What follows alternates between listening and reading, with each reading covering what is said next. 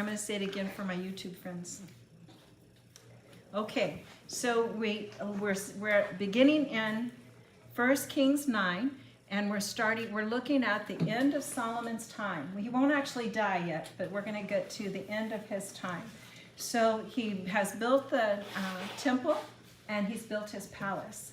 So how long has it been? Let's put it back. How long did it take him to build the temple? 30 years. 20. 7. 7. How many years did it take him to build the palaces? 13. We're at 20. And it was 4 years into his reign when he started. So we're talking about 24 years now. So when we come to this passage in 1 Kings 9:1, we're somewhere after 24 years. Now he's only going to reign for 40 years. He doesn't know that, but that's going to be the end of his reign. So he's somewhere past the midpoint of his reign as we start into 1 Kings 9. And we see in 1 Kings 9 that he has another talk with God. Do you remember his first talk with God? Think, what did the dust fly off your mind?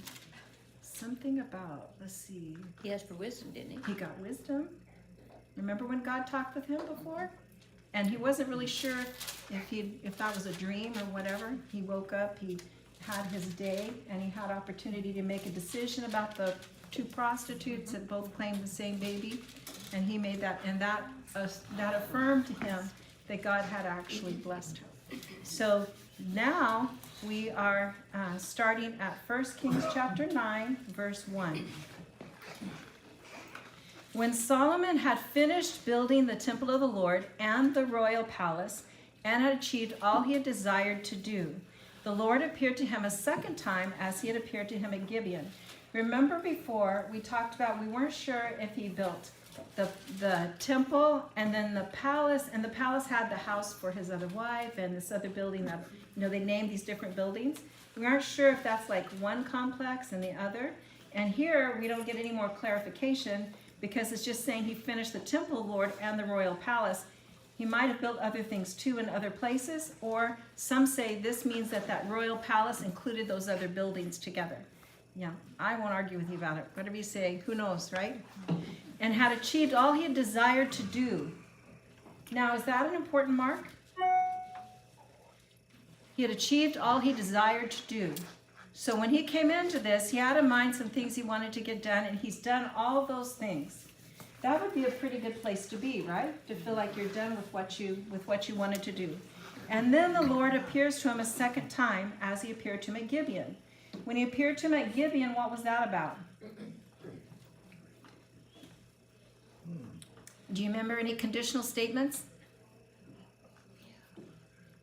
If you follow after me, if you do what I've commanded you to do, then I will bless you. Remember that? Verse 3, the Lord said to him, I have heard the prayer and plea you have made before me. I have consecrated this temple, which you have built by putting my name there forever. My eyes and my heart will always be there. As for you,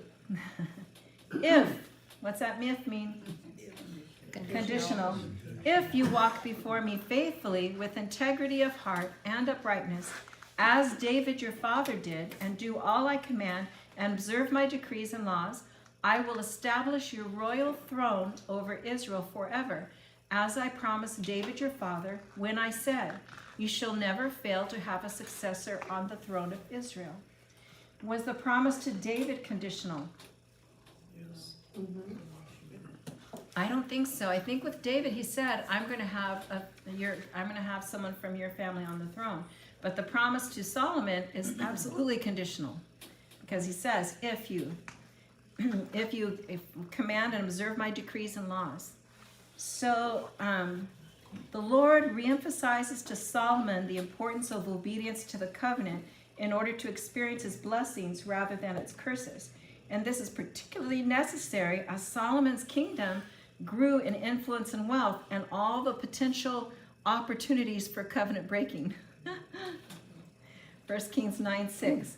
But if you or your descendants turn away from me and do not observe the commands and decrees I have given you, and go off to serve other gods and worship them, then I will cut off Israel from the land I have given them and will reject this temple I have consecrated for my name. Israel will then become a byword. What's a byword? God. And an object of ridicule among all peoples. It's like saying, oh, there's a person from Israel. There's an Israelite, like a byword. This temple will become a heap of rubble. All who pass by will be appalled and will scoff and say, why has the Lord done such a thing to this land and to this temple? People will answer, because they have forsaken the Lord their God, who brought their ancestors out of Egypt, and have embraced other gods, worshiping and serving them. That is why the Lord brought all this disaster on them. So now they feel kind of proud, like they're a people because they've got this temple and all. But if they don't follow after God, that's going to all be gone. So is this new? Have we heard this before? Yep. This sounds just like Deuteronomy, doesn't it? Like what we read in Deuteronomy. Same conditions of covenant. Starting in verse 10, we're going to get a characterization of Solomon's reign. Chapter 9, verse 10. At the end of 20 years, during which Solomon built these two buildings, the temple of the Lord and the royal palace, King Solomon gave 20 towns in Galilee to Hiram, king of Tyre, because Hiram had supplied him with all the cedar and juniper and gold he wanted. Here's Tyre. Here's Tyre. Here's Jerusalem. So he gave me 20 cities in this area around here, around Galilee.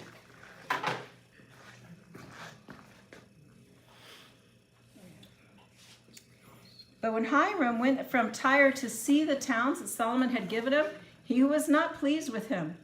What kind of towns are these you have given me, my brother? Why does he call him my brother? He could have called him scoundrel. But if I say, why did you do this to me, Eve? Aren't we like sisters? Right? It would be reminding him of the personal connection or relationship they have. Why did you do this to me? He asked, and he called them the land of Kabul, a name they have to this day. Now Hiram had sent the king 120 talents of gold. So he's trying to...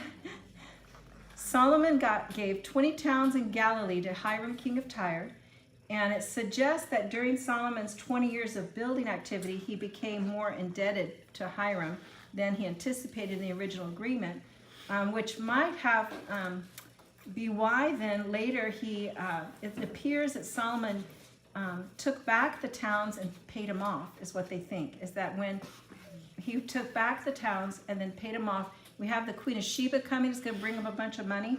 And there's also another, the Queen of Sheba and Ophir. Makes an expedition to Ophir. And they think that between those two expeditions, he probably paid Hiram back off and took back the 20 cities. But were the cities the king's to give? Do we see anything here about him asking God if maybe I should? There's no. These were not. These were in excess. Verse 15. Here is the account of the forced labor King Solomon conscripted to build the Lord's temple, his own palace, the terraces, the wall of Jerusalem, and Hazar, Megiddo, and Gezer. And then there's a parenthetical statement here just to let you know. Pharaoh, king of Egypt, had attacked and captured Gezer. He had set it on fire. He killed its Canaanite inhabitants and then gave it as a wedding gift to his daughter, Solomon's wife. And Solomon rebuilt Gezer. Can you see how this is going wrong? He built up Lower Beth Horon, Balath, Tadmor in the desert within his land, as well as all his store cities and the towns for his chariots and for his horses. Whatever he desired to build in Jerusalem, in Lebanon, and throughout the territory, he ruled. So even though Joshua had killed the king of Gezer at the time of conquest, the tribe of Ephraim had been unable to drive out its inhabitants. So that left those inhabitants still in that area. And that Lower Beth Horon area is 9 miles northwest of Jerusalem. So it was a major trading area. things are going downhill, the slippery slope here. Verse 20, there were still people left from the Amorites, Hittites, Perizzites, Hivites, and Jebusites. These peoples were not Israelites. Is that a problem? Yes. When the scripture names this as an issue and names it as another problem, why is it a problem? What does it remind us of? Anybody remember the history of that? Were those people supposed to be left? No. Nope. Let's put the Philistines, because everybody remembers the Philistines because they were giants, okay? Let's pretend the Philistines are a part of this list. Okay, when were the Philistines set to be destroyed? 12 men went down to spy on Canaan, 10 were bad and 2 were good. Some saw giants big and tall, some saw grapes and clusters fall. Right? Yes. So 12 went to spy out Canaan. When they first went into the land, did God say, go spy out Canaan? No. God said, go take those guys. Now, when God wants something done, does he have the power to make it happen? But the people have to be willing to go and do it. Did Joshua fight the Battle of Jericho? Not until after God took down the walls. What about when they attacked over in the north part there and they were coming down and the people were resisting and God sent lightning, I think it was, to defeat the people, or hailstones. It was hailstones. Hailstones, remember that? God, every battle that God told Joshua to fight, that Joshua went to fight, God took care of making sure things went the way they should go. But do they know that yet when they were going to go into the giant, the land of the giants? So God said, because you have, hesitated, you're going to wander in the wilderness for 40 years until all of y'all die off. What will be left will be your children. So then the idea is that those that were of that generation, they pass away. Now who are the adults? The children of that time. And what do they know? They know God providing for their daily needs, for manna. They know a hard life. They haven't been sitting in a palace somewhere in Egypt serving the princess or whatever. They know that hard life. And they go into the promised land under Joshua's leadership. And what is their command? God said, don't touch these people. Be careful, don't go on their land. Ask them if they let you go on their land, go ahead. If they don't, then go around them, right? He had certain people groups, he said just go around them. But then when you come up into this place, this town needs to be completely destroyed and everything in it. Don't keep anything out of this town, everything destroyed. And God decided that. Do you remember why? What was the reason? We were given over and over again when we studied that. It said it again and again in Scripture. Because I don't want you worshiping their gods. Don't take on their gods, their idols. They were doing evil things, and God wanted those people taken out. Now, I don't think I'm the one who's going to judge who God decides to take out, right? If he decides he wants to take someone out, then we need to let him make that decision, right? So the Philistines he decided to get rid of. The children of Israel did not get rid of the Philistines. They ended up going up and around, fighting all the way back down. And do you remember who said, let me at him? I think we said he was 80 years old. He said, Caleb, give me that man. I'll go get those Philistines out there. Caleb had been one of the two, right? That had seen God's mindset on it. So the point is that those peoples were supposed to be removed. Joshua did all he could do through his lifetime. Then he assigned the land to the different leaders, and they were to go finish out there, get those people out of those areas that they were going into. But they never did. They didn't get rid of all those people. And here they are, Amorites, Hittites, Perizzites, Hivites, and Jebusites. Solomon conscripted the descendants of all these peoples remaining in the land, whom the Israelites could not exterminate, to serve as slave labor, as it is to this day. But Solomon did not make slaves of any of the Israelites. What did he do to the Israelites? The artisans, the craftsmen, he said, well, you work a month for me, and then you can work 3 months for yourself, and then a month for me. He took time from their work. Is that slavery? Kinda. Sorta. That's a payment. Yeah. It's a job. Yeah, it's a job, except you're not getting paid for it the month that you go do it for the king. It says Solomon conscripted the citizens paid from any land whom the Israelites could not exterminate to serve as slave labor as it is to this day. But Solomon did not make slaves of any of the Israelites. They were his fighting men, his government officials, his officers, his captains, and the commanders of his chariots and charioteers. They were also the chief officials in charge of Solomon's projects.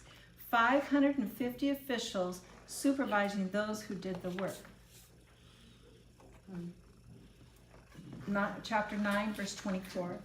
After Pharaoh's daughter had come up from the city of David to the palace Solomon had built for her, he constructed the terraces. 3 times a year, Solomon sacrificed burnt offerings and fellowship offerings on the altar he had built for the Lord, burning incense before the Lord along with them, and so fulfilled the temple obligations. Oh, he's doing good, isn't he?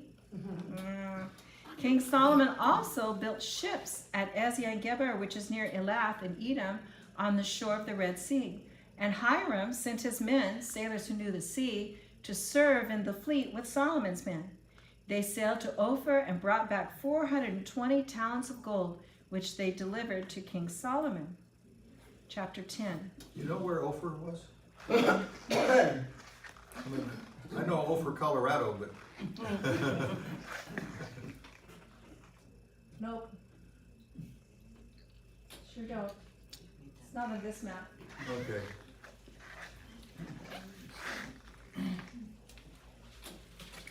Now, so he's doing good. He's being, really a rich king with lots of power, right? Verse 1 of chapter 10. When the queen of Sheba heard about the fame of Solomon and his relationship to the Lord, she came to test Solomon with hard questions. Arriving at Jerusalem with a very great caravan, with camels carrying spices, large quantities of gold and precious stones, she came to Solomon and talked with him about all that she had on her mind. Solomon answered all her questions. Nothing was too hard for the king to explain to her. When the queen of Sheba saw all the wisdom of Solomon and the palace he had built, the food on his table, the seating of his officials, the attending servants in their robes, his cupbearers, and the burnt offerings he made at the temple of the Lord, she was overwhelmed. The archaeological evidence suggests that Sheba is to be identified with a mercantile kingdom called Saba that flourished in southwest Arabia.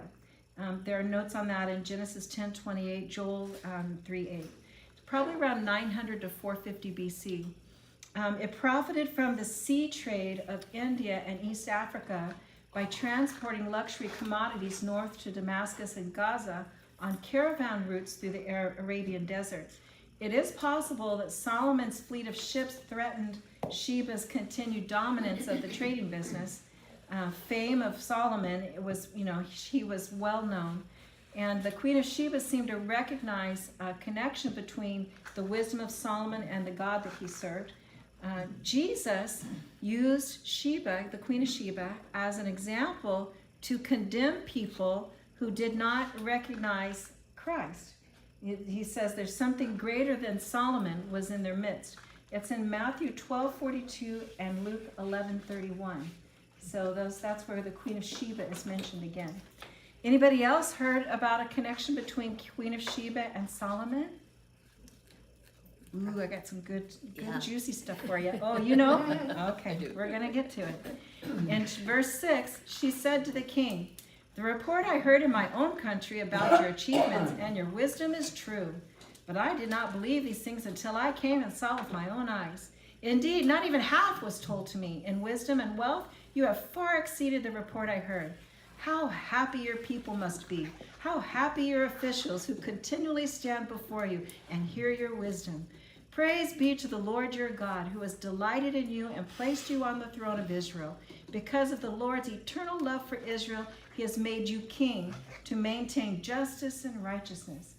And she gave the king talents of gold, large quantities of spices and precious stones. Never again were there so many spices brought in as those the Queen of Sheba gave to King Solomon. So she was the Queen of Sheba's confession was beautifully worded, and it reflects a profound understanding of Israel's covenant relationship with the Lord, but it does not necessarily imply anything more than her recognition of the Lord as Israel's national God. It's not saying that she believed in Jehovah or followed him. It's just saying that she respected what he was doing. And that was the way polytheistic pagans did. That's, everybody has their own God, and you respect their God, and look, oh, that's good, that's working out good for y'all, and we do this other thing over here. So there's no confession that Solomon's God has become her God to the exclusion of others. That's what we don't see. And you'll see why I'm saying that when we get a little further in the passage. Verse 11. Hiram's ships brought gold from Ophir, and from there they brought great cargoes of almug and precious stones. The king used the almug wood. By the way, I know what that kind of wood is. It says that Hiram supplied the wood. The sailors almug they think is juniper. Have you ever heard of that? Almug wood? Why don't they just call it juniper then? I don't know. So maybe they don't know what it is, but they think it's juniper. Anyway, I think I'll just put in my Bible, just cross it, say juniper, just because it's easier to pronounce. I'm sorry, verse 12. The king used the almug wood, the juniper, to make supports for the temple of the Lord and for the royal palace, and to make harps and lyres for the musicians. So much juniper has never been imported or seen since that day. King Solomon gave the Queen of Sheba all she desired and asked for, besides what he had given her out of his royal bounty. Then she left and returned with her retinue to her own country. So here's where the little controversy is. Just how much did she want? What was it that she asked for, and what did he give her? Did he give her a child? There's no basis for the idea, sometimes suggested, that she desired offspring fathered by Solomon and left Jerusalem carrying his child. We have no scriptural evidence of that. But in 1984, there was what was called Operation Moses, and in 1991, Operation Solomon. Two large waves of black Ethiopian Jews, about 125,000 people, immigrated to Israel under the law of return, which ensures that any Jew in the world has a right to return to Israel. After much debate in religious and political circles, in 1975, rabbinical authorities and the Israeli government of Yitzhak Rabin officially accepted the Ethiopians as Jews, understanding them to be part of the 10 lost tribes. Tradition asserts that the Ethiopian Jews are descendants of Menelik I, the son of Solomon and the Queen of Sheba. Menelik I is said to have ruled in Ethiopia around 950 BC. So what do you think? I don't know. We can't check it by DNA, can we? That would be good to check, wouldn't it? I think, though, the other thing is, it'd be interesting to do DNA. But I was thinking, too, that when the Christians were scattered, the Jews were scattered around the world, could there be a connection there? Or when the Christian Jews were scattered, there even could be a genealogical connection there, because we do know that some of the apostles went to Ethiopia, right? Do you know who? Wasn't it Philip? Philip? So, that would be potentially Jewish heritage. But now that we have DNA, it would be interesting to kind of track that. But so don't make your last stand on the pillar of, no, there was nothing there. Yeah, it's like one of those things. It doesn't really say there wasn't. Who knows? Laura, I have heard of missionaries that was in Ethiopia, and she said that is their belief and their tradition, that they are connected through Solomon? Mm-hmm. Well, there are some old, long-established Christian groups in Ethiopia. Yes, because of Philip and other. Yeah, so it'd be hard to know because they were Jews that scattered. Yeah, some of the early church was down there, although we don't have it in our scriptures. Yeah. Yeah, kind of interesting, isn't it? Yeah, it's, who knows? I just think it's kind of funny to think of that them saying, no, nothing like that, and then have this black confederation come from Ethiopia and say, hey, we're Jews. we want to be a part of the new Israelite nation. Okay. I wonder what the reaction was to that, because they would have been really black, right? And from Ethiopia, you would think. Maybe they made good soldiers in the army. I don't know. Didn't Miriam make fun of Moses because his wife Yep. was Ethiopian? Yep. There you go. Yeah. And she was- Oh, there you go. There you go. So it could go clear back. Yeah. There, right there. Nowadays, I don't, well, maybe to some people, but to me, I think that race is very little of a consideration. I know in the school business that I do, it's like nothing. There's no consideration of one race being different than another.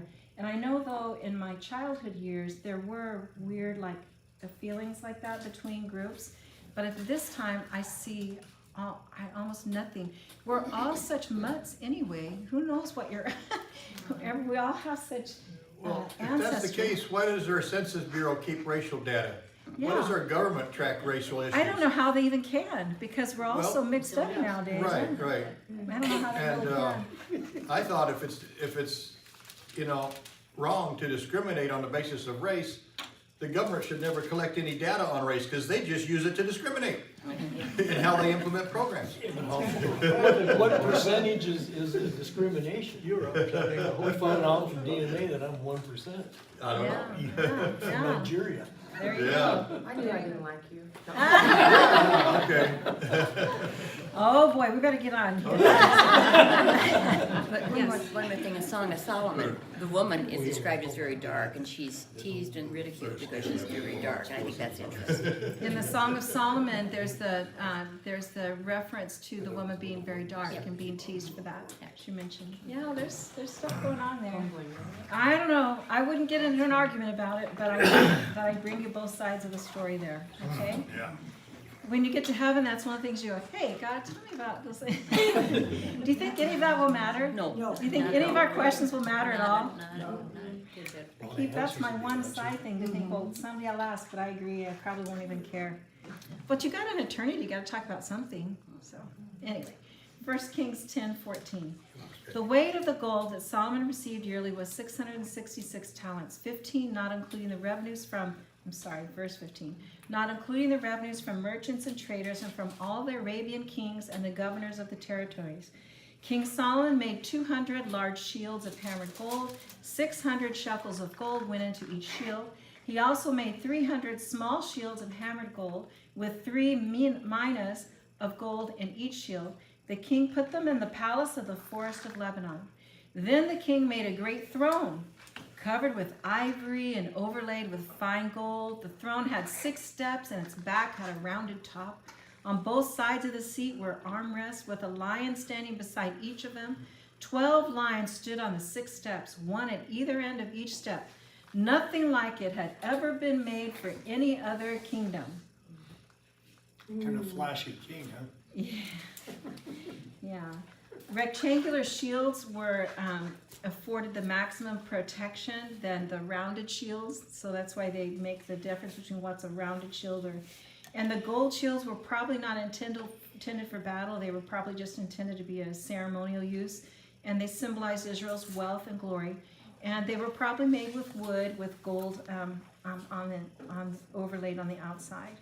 And Shishak of Egypt carried them off as plunder in the 5th year of Solomon's son Rehoboam's reign. Just so you know. And some of these things we've just listed are because they're making the point that he's not doing what God said to do. And in a little bit we're going to read what God said to do. And Solomon elevated David's united monarchy to a position of world power, generating enormous wealth and prosperity. We have seen, too, that Solomon lived an extremely lavish lifestyle, a life of splendor. And now we're going to read a passage in Deuteronomy. When we read the passage in Deuteronomy, you're going to see all of the elements that were just named as things that should not have been done. But I do want to make mention of the David.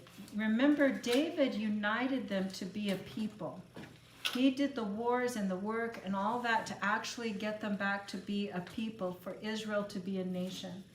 Solomon came in and he began doing all the fancy show stuff. And everyone liked that because it made them feel proud of their nation. We have a temple, we have a place. This is great, it's going great. But we started from the very beginning looking at the faultiness of how Solomon did things. What was one of the first things when we started studying Solomon that we saw? One of the first things that he did. What? How about his alliance with the Pharaoh's daughter? Alliance with Pharaoh's daughters? Was he started having multiple wives right away, right? What did we see at the beginning about the temple itself? Did God say, remember when he said, I have to offer the sacrifices over here on this high place because we don't have a temple yet? And people are used to going to the high place because that's where they did the other, right? We're seeing, remember from the beginning, we talked about these. He's conscripting labor of Israelites, but you're not allowed to make Israelites slave. So you just take 1 month of every 3 of their months, right? We're seeing all these like little ways that he's not doing the right thing. And now when we read in Deuteronomy, let's see the list. This, I feel like the authors of First Kings used this list to give us the examples of how he violated. But don't you feel that he still is, like, his conscience is bothering him, or he wouldn't give him the 3 months, or he would, I mean, he knows he's doing wrong, but he still, like, as a human wants these things, so he's justifying in his mind that he's doing them. As we do. As we do. Yeah. We make excuses for I our... was kind of pointing this way. Yeah, I know, I agree with you. It's what we do. Look back at Deuteronomy 14 and see if you see this. When you enter the land the Lord your God has given you and have taken possession of it and settled in it, and you say, let us set a king over us like all of the nations around us. Be sure to appoint over you a king the Lord your God chooses. He did choose Solomon, right? We won't count that. He must be from among your fellow Israelites. Good. Do not place a foreigner over you, one who is not an Israelite. The king, moreover, must not acquire great numbers of horses for himself. I remember reading about lots of horses. Mm-hmm. Or make the people return to Egypt to get more of them. For the Lord has told you, you are not to go back that way again. Not only did he go back, he married a wife from Egypt. And the way he got the wife, remember we just read about the city of Gezer? The Egyptian king captured the city, destroyed it, and then gave it to his daughter, who was married to Solomon. That's another connection with Egypt. He's not supposed to have any connection with Egypt. He must not take many wives, oops, or his heart will be led astray. He must not accumulate large amounts of silver and gold. Notice the point. The many wives is not about having many wives. What is the point? Why does God say, don't have many wives? Your heart will be led astray. Yes, that's...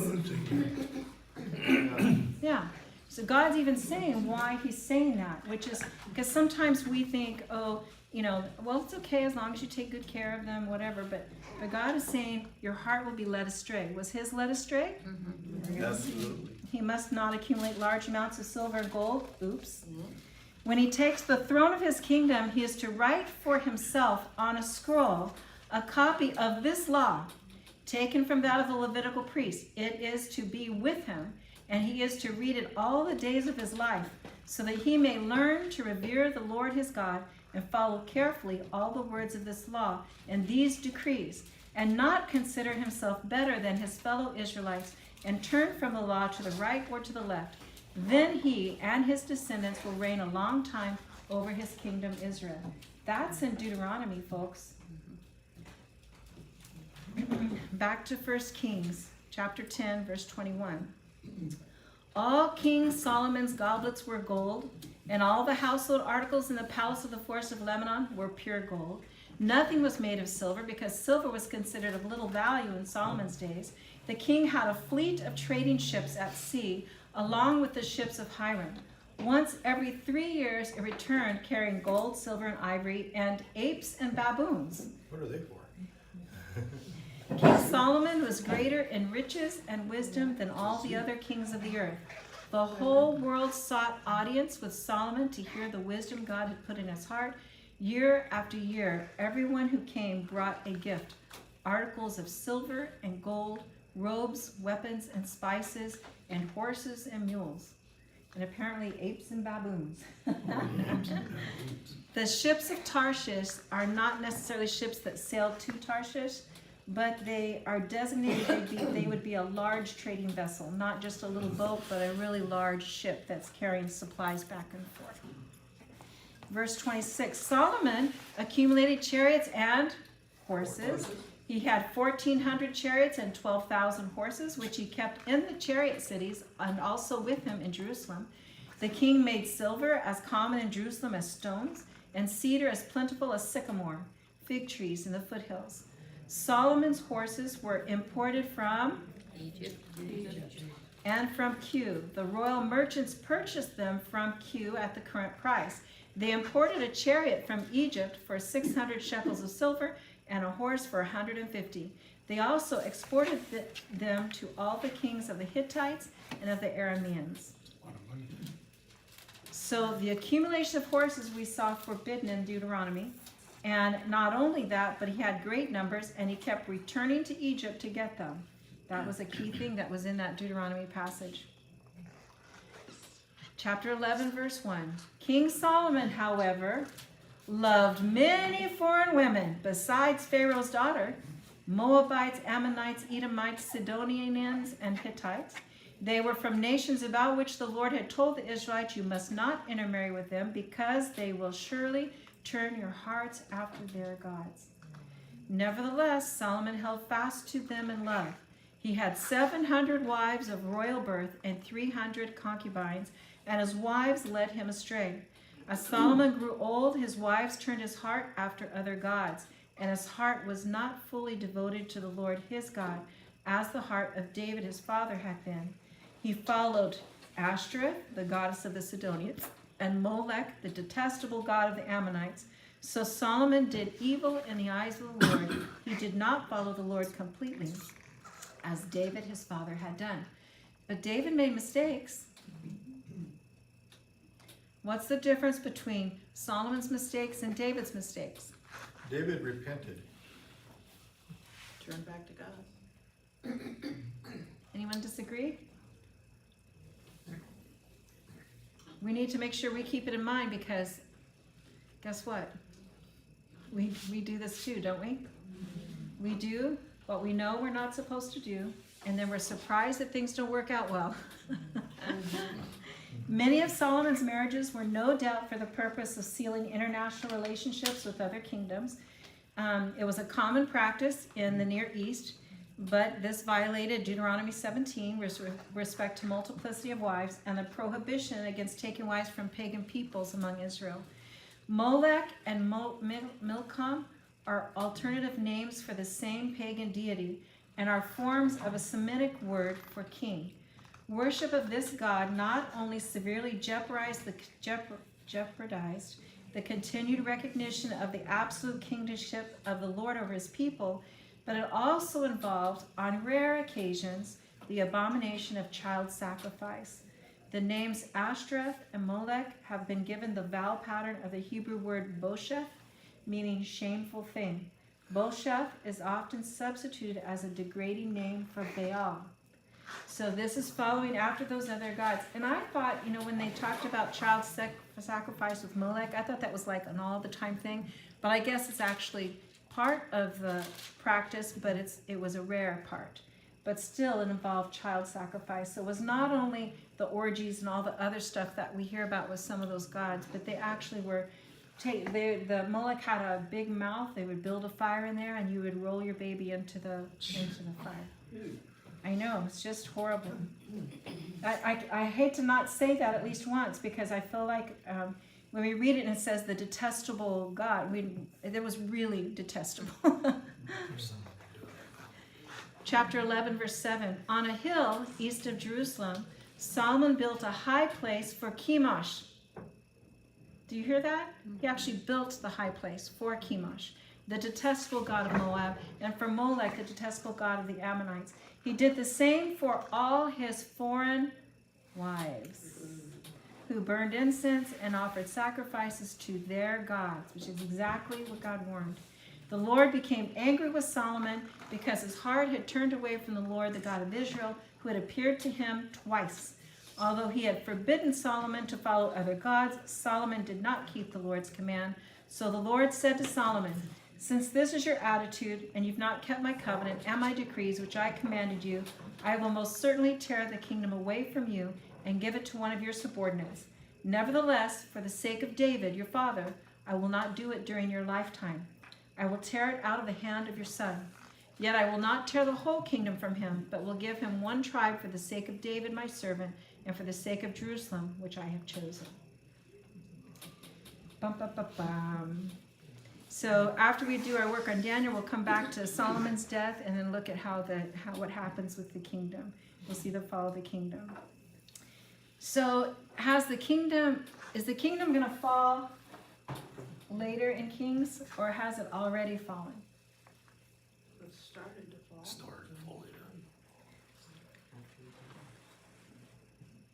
The reason I ask is because I'm thinking that when we choose to do what we know God does not want us to do, when is our problem begun? Is it begun when we start to experience the results of what we did wrong? Or is it actually begun when we made that choice? When you start to think about it, when you start to even think about it or to contemplate it in your mind, it's the beginning of the end. That's the beginning of it. So what's the way to prevent from getting down that road? How do we resist getting down that road? Pray. Okay, I'm gonna make an example for you, okay? Let's say that I'm fat. Well, you don't have to say that, but I'm gonna say I'm fat. And I should be eating a controlled diet. I should be eating certain calories. I should be avoiding certain carbohydrates. I'm supposed to eat 50% of my calories in carbohydrates, but high fiber carbohydrates, 21 grams. And I'm supposed to eat 30% of my diet is supposed to be protein, calories from protein, and 20% from fat. So let's say that that's my eating plan. And I go to a potluck. It's a church potluck. And I start putting on my plate from the potluck. When is my problem begun? When you first look at it. Could I survive a potluck? Could I survive a potluck and stay with my eating plan? Of course you could. Self-control. It's not a matter of can, it's a matter of will I. Well, yeah. Okay, so we're faced with a temptation, and maybe I have good self-control and I consider my different percentages and I come out all right from that, okay? But the problem begins when I don't choose to do what I know is right for me. I know what I should eat. So when I choose to have the piece of pie, after I eat my nice balanced meal, I get a piece of pie. That's what makes it balanced.